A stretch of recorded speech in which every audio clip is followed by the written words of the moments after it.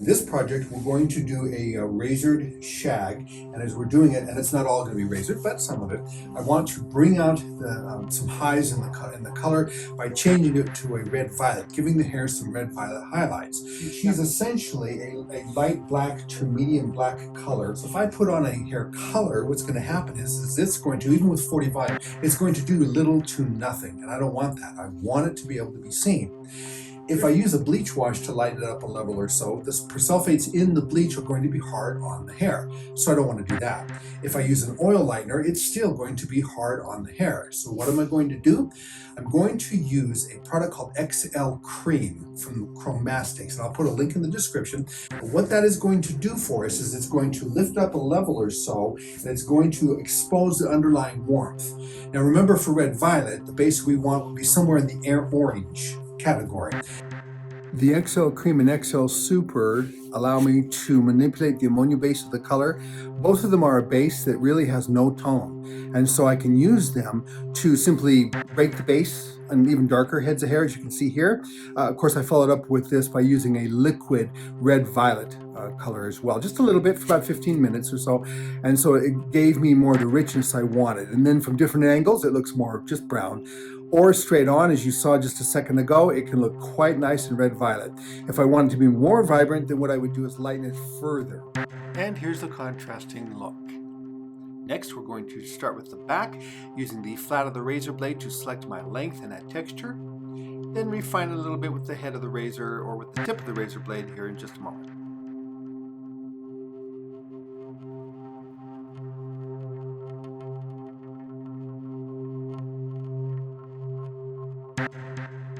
And whenever using a razor, I like to refine my tips by using shears and point cutting. Next, and you're going to have to customize this according to the thickness of the client, I then take the section going from the lower occipital, pull it out, and add my layer going approximately the last 6 inches. Now you can see where on the mannequin the hair is not that thick, so you do have to be careful about this part. For more dramatic effect, cut steeper or deeper in the section.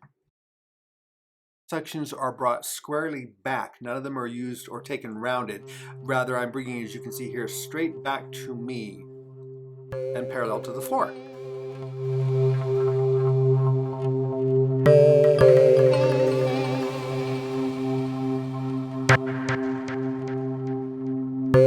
Now take my section from the upper crown to the upper occipital bone area, section it off, and then add a layer with my razor through here. Again, if you want it to be more extreme, you would cut more off or a steeper angle, and if you want it to be less extreme, then you would just do a gentle removing of hair. This time and this way I'm doing it a little bit more gently.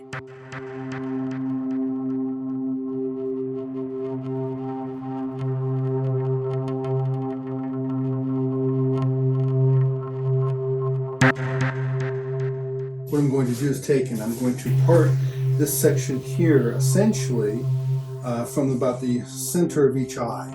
Bring this out.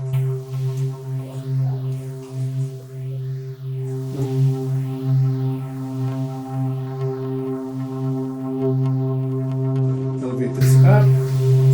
Take that straight out. Take this forward. Point cut it.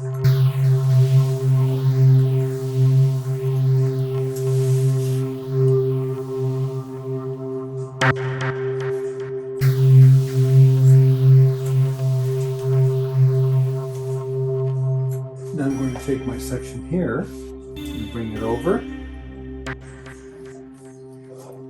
and to the tip of the nose here, elevate and cut.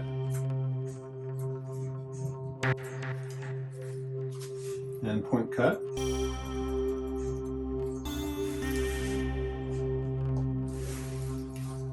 Drop and grab even the next section, drop it down,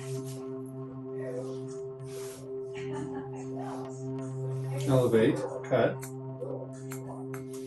and point cut. Grab my center section again, refine it,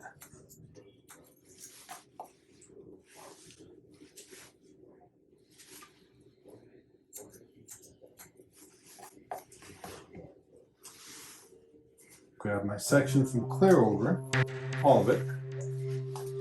Bring that all the way over. There's my line. All the way over.